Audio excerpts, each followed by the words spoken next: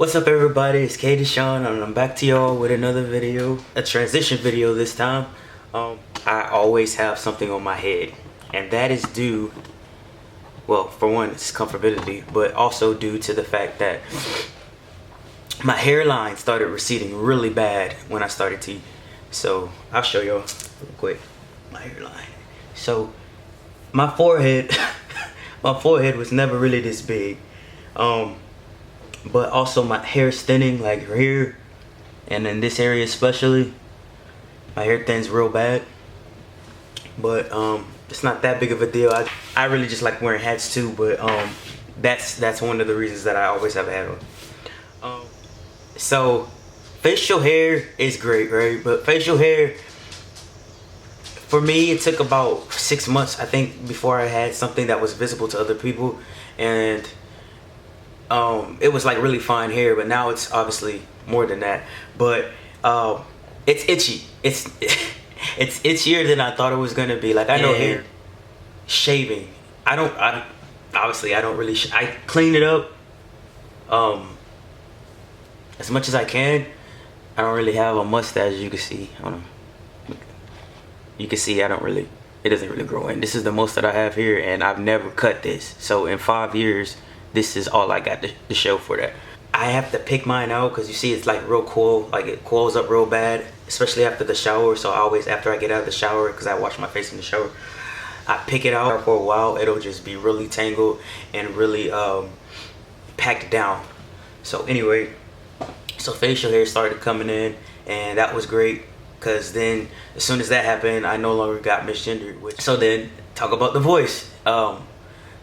When I started noticing my voice was dropping, I would always get this feeling like I was catching a cold. Like, you know, when you're about to be sick and your damn throat starts hurting, it would be like this tingling feeling, like it would just be scratchy and you know, uncomfortable. But I was always think I was getting sick, and then I started to realize that every time my voice was dropping, I would get that feeling. So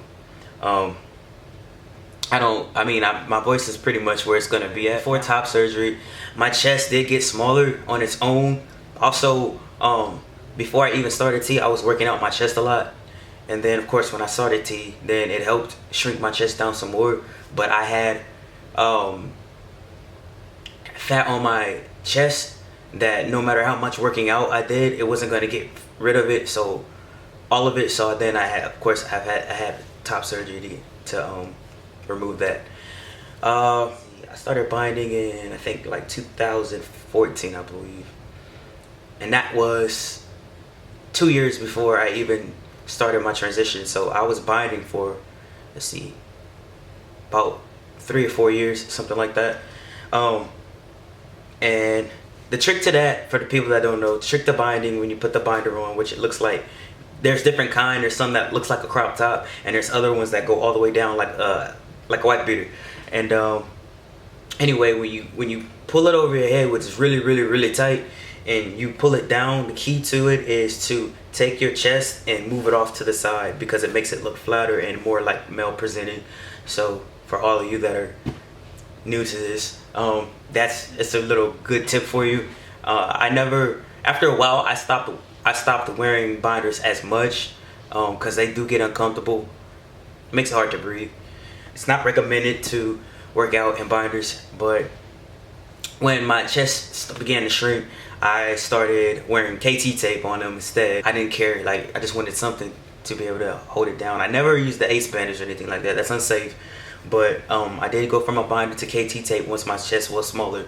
I would put it across my chest like this, and then pull it and then tape it to the side, so it would pull my chest to the side. I had top surgery with Dr. Alan Doolin in Plano, Texas. I loved my results as soon as I seen them. I was afraid when they because they bandage your nipples. If you get nipples, because some people opt out of nipples, but if you get nipples, they take your original areola and they'll cut it down, and then they'll sew it back on. So, and then they'll bandage them to protect them. So I never knew what they looked like for weeks, and then finally, when they finally took the bandages, I was so scared, because I made a point to them every time I talked to them, please make sure you put my nipples in the proper place. For the most part, males let me back up some more again. Males have their areolas are more out to the side, and females are more centered.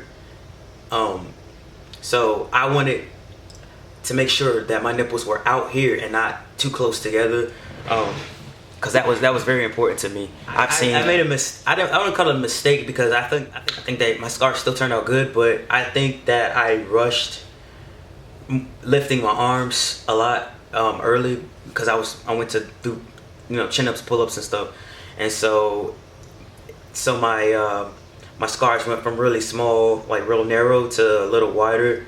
But I don't know if that was because of that or because of the way I just healed anyway. But I think it was because of that. My scars look fine. They're flat. They're just, if you really get up into me, you'll see them. But more towards the center of my chest, that's where they got wider, rather than over here, like where they cut me. It's real skinny, the original size of it. So fat redistribution. That's the thing when you start taking tea, is it will distribute your fat from other parts of your body. Mostly males get fat in their belly area, like the muffin top area, the abdomen area, all of that. So if you're gonna carry your weight, a lot of the times that's where it'll go. And females is more like thighs, butt, stuff like that. I ain't had no butt to begin with. I ain't have no real hips or nothing like that to begin with, so it wasn't that drastic of a change for me. But the little hips that I did have went away almost instantly, which I was so happy about. And my butt still flat as it started, so that's good. I mean, that's not good, but it's good. I don't care. But my wife always tells me she wishes that I had a little more ass. Okay, I get it, because especially athletic guys tend to have bigger butts. But I'm not athletic. Like, you just get what you get. In reference to my body, the part that I dislike the most is the hip, butt area, because when you look at a female, you usually get that it's more out. Guys usually are up and down, sponge still have that, just because it's like fat is fat, on my side region, and I don't like that about myself. So that's one reason that I really do need to work out. But other than that, everything else is fine. Like, I have no issues with anything else on my body as far as transition goes. So you're downstairs, your clit will grow bigger to, resemble a dick. It would be a micro dick, but a dick nonetheless. And you might become drier down there when you get aroused. So, yeah, vaginal atrophy. That is what it's called. So, going into the next thing, your libido will get crazy. 7 days out of 7 days of the week, you're horny, just because, like, I think it'll even out eventually, because it did for me. But when I first started taking my shot, it was just like everything was like ding, ding, ding, ding. Like, it was crazy. Like, I never experienced obviously nothing like that, and I didn't like it. It was too much. But some people say that, I guess if you start young enough, your hands, your feet, and your height will change.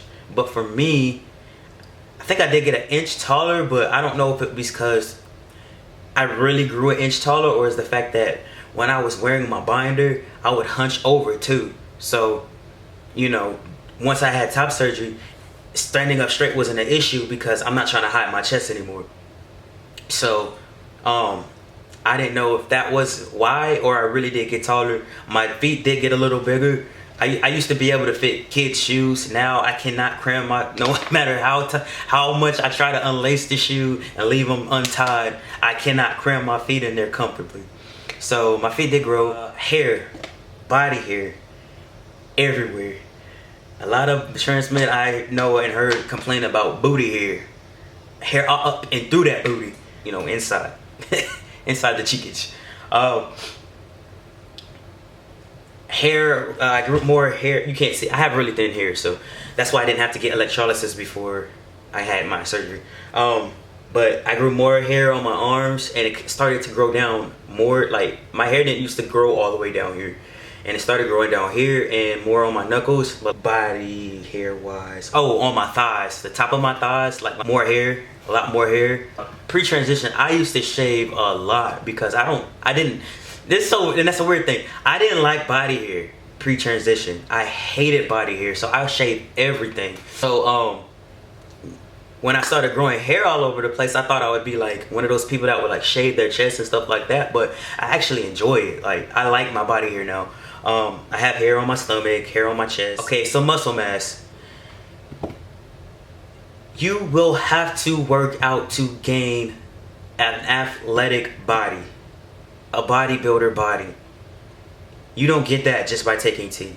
It just makes it easier for most people, I would say, not everybody. It makes it easier to pack on muscle, but it's not magic. It doesn't just give you muscle. You have to work out. Some people genetically are just muscular, but for a lot of people that are not, it's not in their blood, you have to work out to have those types of bodies. My appetite, when I first started, my appetite was through the roof. Like, I never eat that much ever. I've never eaten that much in my life. Like, for me, 3 times a day is a lot of food.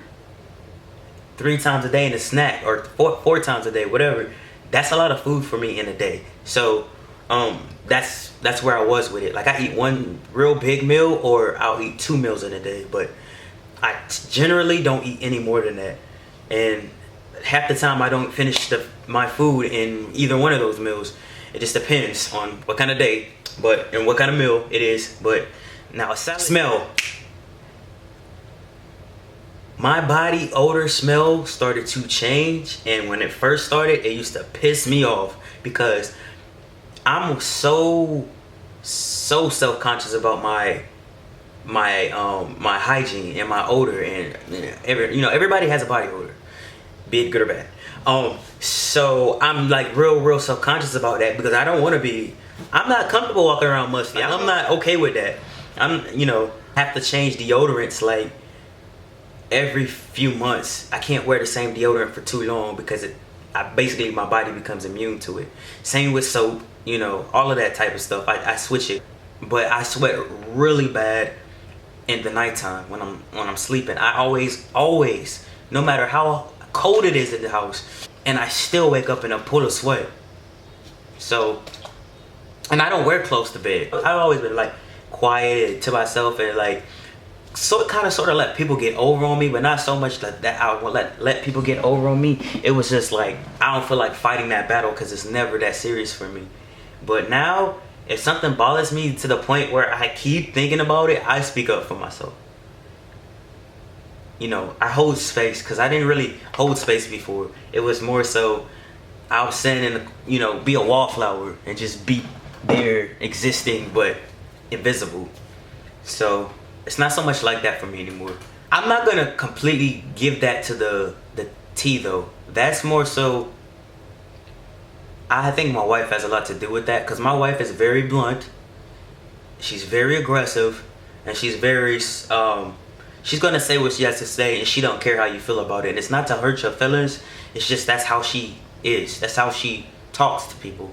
And when I first met her and she first started talking to me like that, I was like, what's wrong with this girl? Like, what's up with it? Like, you know what I mean? Like, it was a lot to take in, but now it's like I'm like meeting her on that wave.